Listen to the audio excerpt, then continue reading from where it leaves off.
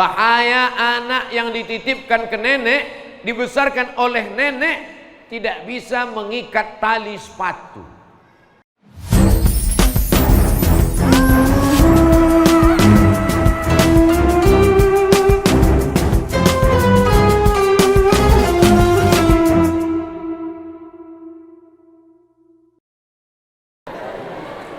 Bahayanya berteman dengan teman yang tidak baik. Saya ini sebenarnya baik, cuman teman saya banyak yang tak baik.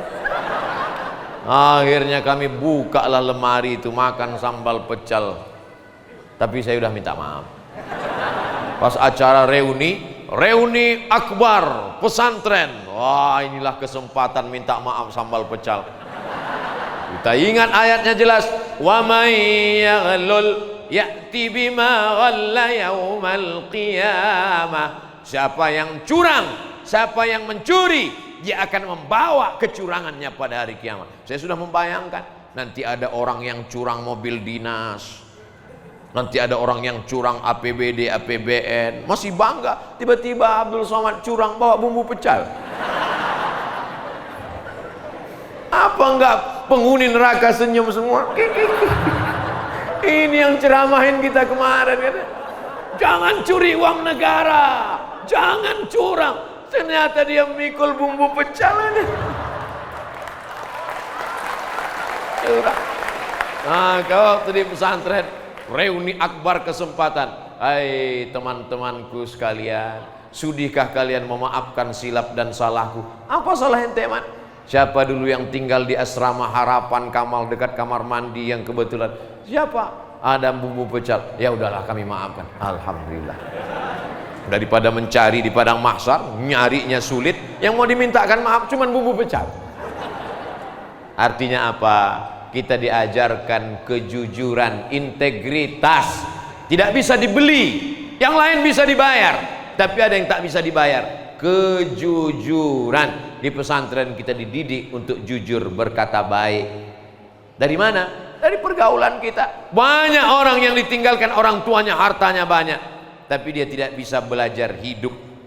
Bahaya anak yang dititipkan ke nenek, dibesarkan oleh nenek, tidak bisa mengikat tali sepatu. Ada penyakit namanya penyakit tidak bisa mengikat tali sepatu. Kenapa? Dia mau ngikat tali sepatu, sudah diikatkan nenek. Dia baru lapar, sudah disuapkan. Di pesantren kita mandiri, semuanya kita lakukan sendiri. Kita betul-betul berjuang. Makanya setelah tamat, terbang sejauh mata memandang. Ada nanti di antara adik-adik ini yang dapat beasiswa dari Harvard University, ada yang dapat beasiswa dari Cambridge University, ada yang dapat beasiswa dari Sorbonne University. Ustadz, waktu Ustadz ngomong gitu, kenapa mereka nggak ada yang mengaminkan? Mereka aminnya sir di dalam.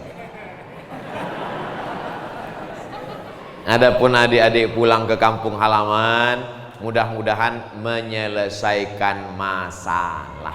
Sekarang banyak orang mengungkit-ungkit masalah khilafiyah yang sudah selesai, diungkit-ungkit lagi di kampung halaman. Akhirnya Ustadz Somad, sebetulnya di kampung kami itu nggak ada masalah, tapi diungkit-ungkit melalui radio, diungkit-ungkit melalui kajian di YouTube. Alhamdulillah masalah selesai Pak Ustadz. Siapa yang menyelesaikan? Alumni pesantren Ummul Qura. Amin. Apa masalah di kampung ibu bapak kemarin? Masalah kunut subuh Pak Ustadz. Kami di kampung pakai kunut, Allahumma hdina fiman hadait wa afina fiman afait. Tiba-tiba datang Ustadz ceramah mengatakan, tidak ada kunut subuh. Kunut subuh adalah bid'ah. Hampir terjadi perkalian di masjid. Bahkan ada preman Pak Ustadz sholat di masjid. Begitu dia lihat orang kelahi, nggak jadi tobat. Kata dia, aku menyangka di masjid ada kedamaian, ternyata di masjid kelahinya lebih parah. Lebih baik aku mabuk lagi. Datang santri dari pesantren Ummul Qura Al-Islami, lalu dia jelaskan mazhab yang paling tua Hanafi, nomor 2 Maliki, nomor 3 Syafi'i, nomor 4 Hambali. Yang pakai kunut subuh Syafi'i dan Maliki. Yang tidak pakai kunut subuh Hanafi dan Hambali. Selesai permasalahan.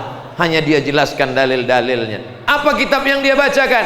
Kitab fikih perbandingan 4 mazhab yang ditulis oleh Imam Ibnu Rushd, Bidayatul Mujtahid wa Nihayatul Muqtasid.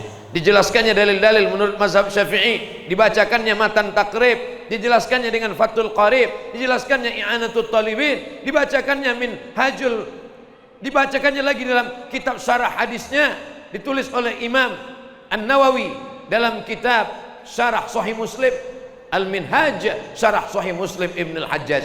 Akhirnya santri itu menyelesaikan masalah, Pak Ustadz. Ini yang kita inginkan. Saya tidak ingin mendapat kabar kampung kami adem, ayem, tenang, tentram, jadi kacau balau sejak alumni Ummul Qura datang. Kacau balaunya apa? Semua anak gadis tergila-gila mau nikah dengan dia, Pak Ustadz. Wow, mau dong? Soleh, ganteng, bahasa Arab oke, bahasa Inggris oke, kaya raya, dokter spesialis, mertua mana yang tidak akan senang, betul? Salahnya ini hanya ada di sinetron. Insya Allah nanti akan muncul dari pesantren Ummul Qura, insya Allah. Saya tidak layak menceramahnya di adikku sekalian, bapak-bapak dosen, guru-guru kita, kiai, orang yang kita hormati, kita muliakan. Tidak ada keberkahan ilmu kalau tidak ada berkah guru. Saya sampai hari ini berkah guru. Saya datang sowan ke guru SD, datang saya ke SD saya. Walaupun hati saya sampai hari ini masih terasa, sakitnya masih di lubuk hati yang paling dalam. Waktu kepala saya dijedutkan ke dinding. Ustaz dendam? Enggak, cuman ingat aja. Saya tetap datang, tangannya saya cium. Saya tetap datang ke pondok, masih ingat mudabbir kelas 5, petantang petenteng. Sini, kelepak. Ustaz dendam dengan mudabbir itu? Enggak. Tapi saya ingat, kalau dia ngundang saya nggak mau datang. Tapi hubungan tetap baik. Setiap saya pergi ke daerah, mudabbir, sehat, apa kabar? Dulu strata kita, kelas 5 mudabbir, kelas 6 ustad, alumni Gontor khawasul khawas, paling tinggi alumni Mesir. Kita rakyat jelata, paling bawah. Tapi kita menganggap bahwa ini adalah senior-senior, orang yang kita hormati, kita muliakan. Barokah. Kalau ada anak yang baru lahir, yang kita mintakan barokahnya, barakallahu laka fil mauhub. Kalau ada orang menikah, yang kita mintakan barokahnya, barakallahu lakuma wa baraka alaikuma wa jama'a bainakuma fi khair. Kalau orang mau makan, yang diminta barokahnya, Allahumma barik lana fima razaqtana wa qina azabannar. Dan ketika kita jumpa orang yang kita minta barokahnya, assalamualaikum warahmatullahi wabarakatuh. Tidak ada barokah ilmu kalau tidak hormat kepada guru.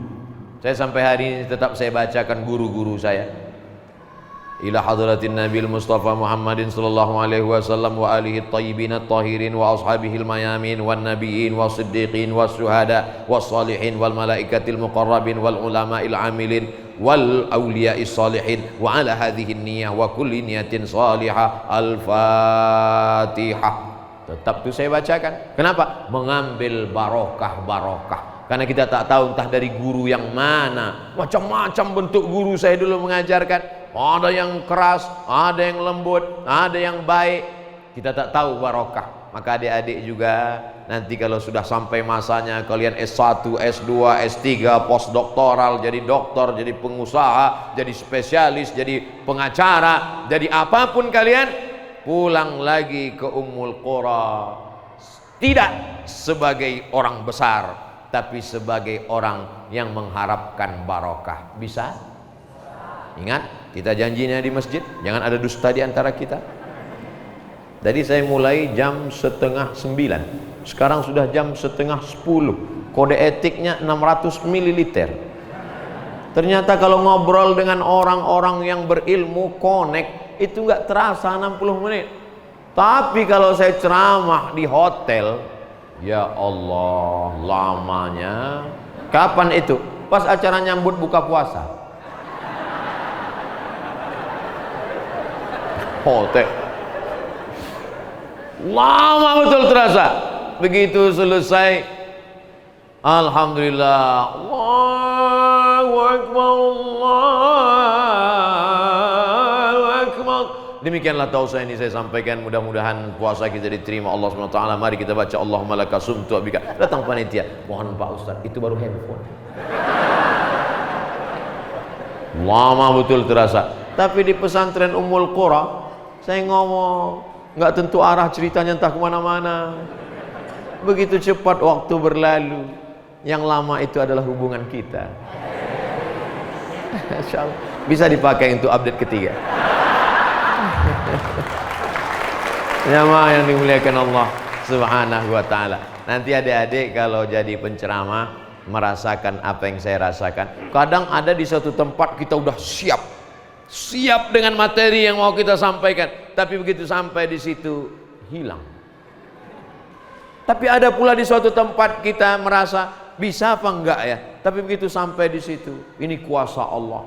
Jadi Ustadz kalau sebelum ceramah itu apa yang Ustadz lakukan? Ya Allah, yang mau ku hadapi ini hambamu, yang ku injak ini bumimu, yang ku sampaikan ini adalah firmanmu, yang akan ku cakapkan ini adalah sabda nabimu, para ulama pewaris rasulmu, maka tolonglah aku, la haula wala quwata illa billah. Setiap saya pergi ke satu daerah, saya cari ulama yang paling tua. Di Aceh masih ada ulama tua umur 90 sekian tahun, namanya Abu Tumin. Di bawah itu lagi masih ada Abu Kutakrong. Lalu kemudian dulu ketika saya masih sekolah, ada ulama karismatik tua Majelis Ulama Indonesia, Ki Haji Aliyafi, 90-an juga. Saya datang.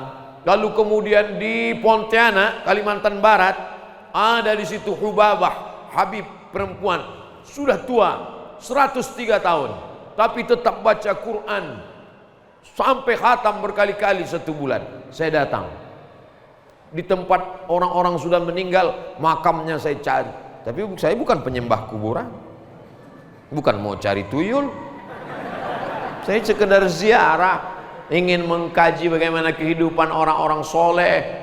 Di Aceh saya ziarah ke makam orang yang menerjemahkan Al-Quran pertama kali ke dalam bahasa Melayu sebelum ada bahasa Indonesia.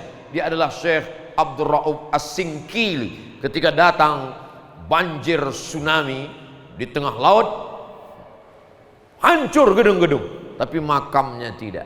Kata penjaga makam, air itu seperti terbelah. Sampai hari ini makamnya masih utuh tegak berdiri di Banda Aceh. Ketika di Kalimantan Selatan, saya sempatkan ziarah ke makam Syekh Muhammad Arsyad Al-Banjari, pendiri dari pendidikan agama Islam, kitab fikih Sabilal Muhtadin, Syarah Shiratal Mustaqim, ditulis oleh Syekh Muhammad Arsyad Al-Banjari. Dimanapun negeri saya cari ulama, yang masih hidup saya datangi, yang sudah meninggal kuburnya. Tidak ada keberkahan ilmu kalau tidak ada berkahnya guru-guru.